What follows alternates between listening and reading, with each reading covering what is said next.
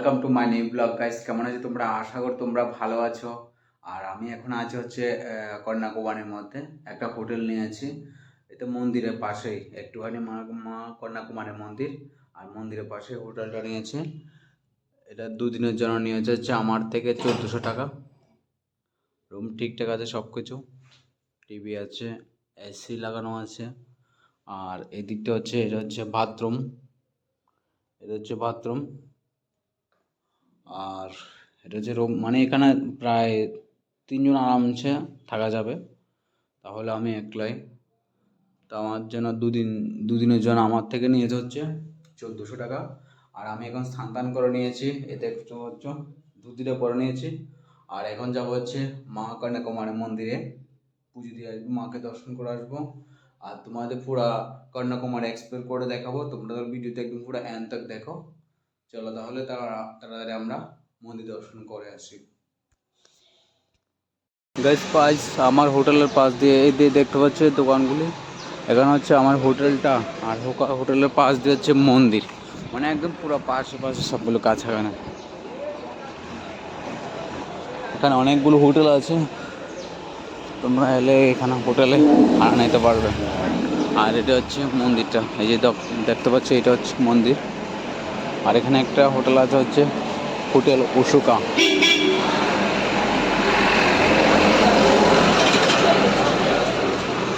ও এখানে ভাই বাবা, আমার বাংলা রেস্টুরেন্টও আছে এখানে।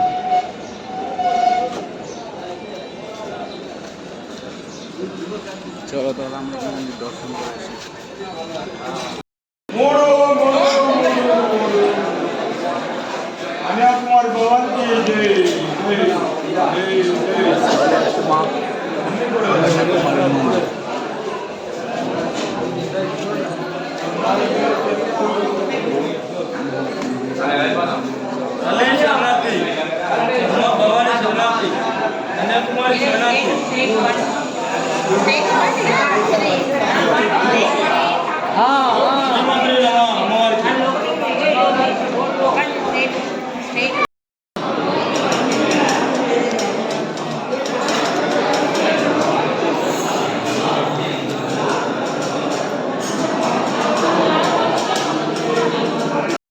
আমরা মন্দির দর্শন করে নিয়েছি ওইখান থেকে। আর এখান থেকে তোমরা প্রসাদ নিতে পারবে, এখানে প্রসাদ আছে, ফটো আছে, সব মানে এখানে মন্দিরের ভিতরে পাওয়া যায়, এটা বাইরে পাওয়া যায় না। দেখতে পাচ্ছ এখানে ফুলের মালা আছে, ফটো আছে, আর এগুলো হচ্ছে প্রসাদ।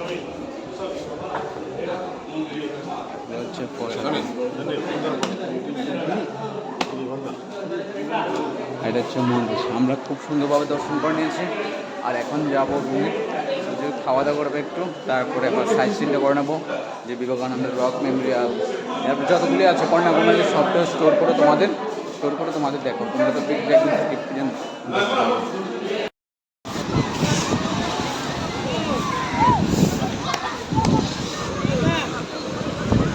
গ্যাস, এটার নাম হচ্ছে ত্রিবেণী সঙ্গম। এখানে 3 সমুদ্রের জলে একসাথে জড়িত হয়ে যায়, তাই এখানের নাম হচ্ছে ত্রিবেণী সঙ্গম। এখানে সবাই স্নান করছে এখানে। আর এখানে স্নান করলে নাকি অনেক শরীর সুস্থ থাকে সবসময়। এই দিকটা হচ্ছে বঙ্গোপসাগর, এটা হচ্ছে ভারত মহাসাগর, আর ওই দিকটা হচ্ছে আরব সাগর। 3টে সাগরের জল দিয়ে একসাথে এখানে আসে।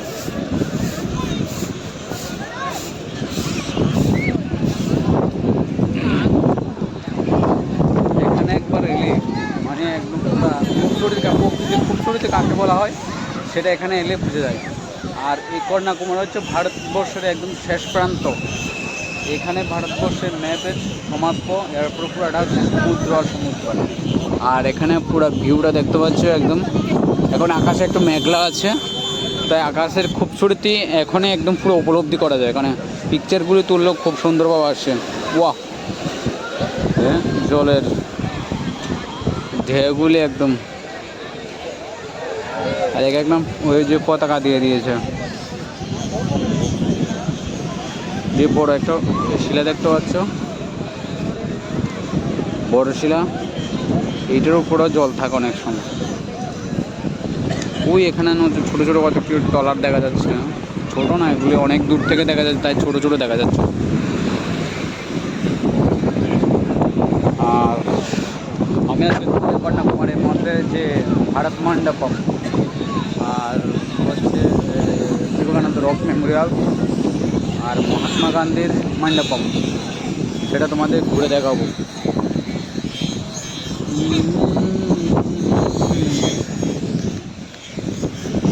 এখানে অনেক সিকিউরিটি আছে।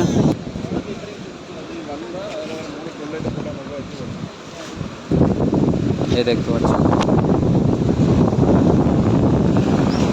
সমুদ্রের জল কতটা পরিষ্কার দেখতে পাচ্ছি। এটা হচ্ছে ভারত মহাসাগরের জল। আরেক আগের ব্লগে দেখেছিলাম যে রামেশ্বরম মধ্যে ধনুষকোটির যে ভারত মহাসাগরের জল কীরকম বলতে, এই কন্যাকুমারীর মধ্যে ভারত মহাসাগরের জল কিন্তু খুবই একটা পরিষ্কারও আছে এবং দেখতে পাচ্ছি খুবই গর্জনয়, হাওয়া দিচ্ছিল ভালো, খুব সুন্দর হাওয়া দিচ্ছিল সেখানে। আর এটা হচ্ছে বিবেকানন্দ রক মেমোরিয়াল।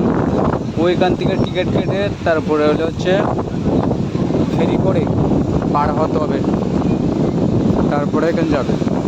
আমি যাবো অনেক এখানে বড় বড় পাথর আছে।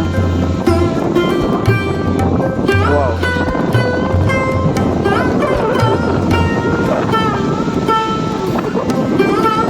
শুরুতে একদম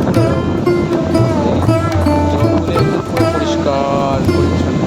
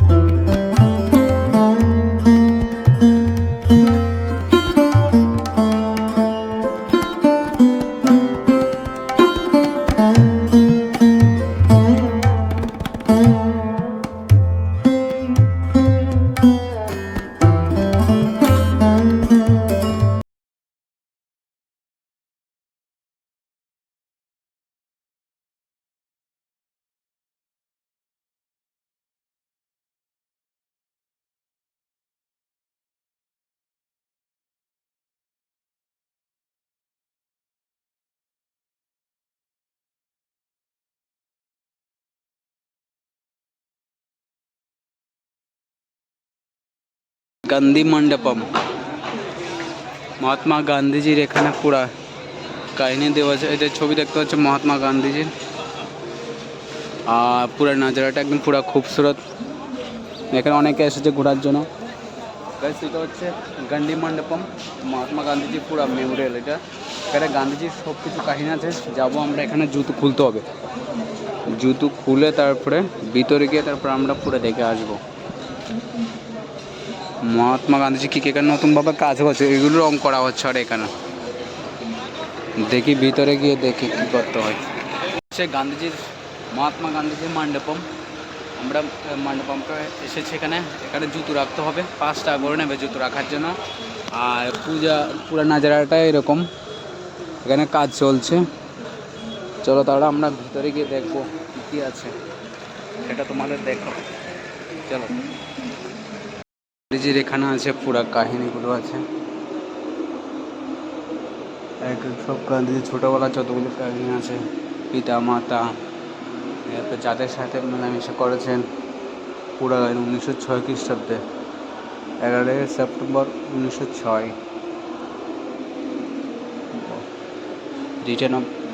রিটার্ন টু ইন্ডিয়া। চল এইটা ইন্ডিয়া এসেছিল আবার। মানে খুবসুরত, অন্যরকম খুবসুরত আছে এখানে, শান্ত একদম। রবীন্দ্রনাথ ট্যাগর আর এখানে জওহরলাল নেহরু, মহাত্মা গান্ধীজি আর আছে সর্দার বল্লভভাই প্যাটেল। মহাত্মা গান্ধী এখানে দেওয়া আছে সব, মানে এখানে ইতিহাসগুলো আছে। মহাত্মা গান্ধীজি আবার অনেকদের সাথে মেলামেশা করেছিল, শুয়ে পড়েছিল, এখানে বক্তৃতা দিয়েছিল, এখানে যে সুতো কাটেছিল, গুজরাটের মধ্য দেখা হয়েছিল, সবগুলো কাহিনী এখানে দেওয়া আছে। আর সবগুলো একদম ঠিকই আছে, একদম সব কিছু ঠিকঠাক আছে। তাহলে এটা হচ্ছে মহাত্মা গান্ধী মণ্ডপম। চলো তাহলে আমরা বেরিয়ে যাবো।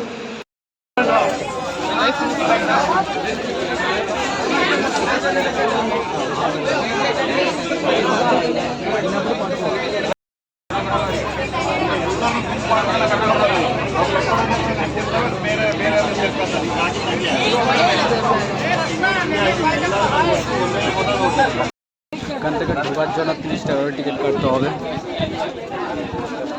এই লেখা আছে 30 টাকা করে দর্শন করার জন্য। চলো তাহলে আমরা টিকিটটা কেটে নিই। স্বামী বিবেকানন্দের বই কাউন্টার এটা। এখান থেকে তোমরা চাইলে বই কিনতে পারবে।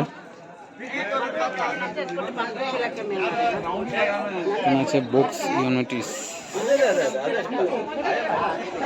চাইলে এখান থেকে স্বামী বিবেকানন্দের অ্যাভেলেবেল আছে, সবগুলো কিনতে পারবে। স্টলগুলো 1 স্টল, বুক স্টল, 2, 3, 4, 5, 5টা স্টল আছে এখানে।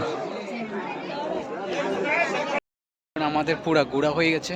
আর তোমাদের যদি ভিডিওটি যদি ভালো লেগে থাকে তাহলে একটা লাইক করবেন, কমেন্ট করবেন, আর চ্যানেলটাকে সাবস্ক্রাইব করে দেবেন। আর সম্পূর্ণ তো ঘোরা হয়েছে। তব কে লিয়ে জয় হিন্দ।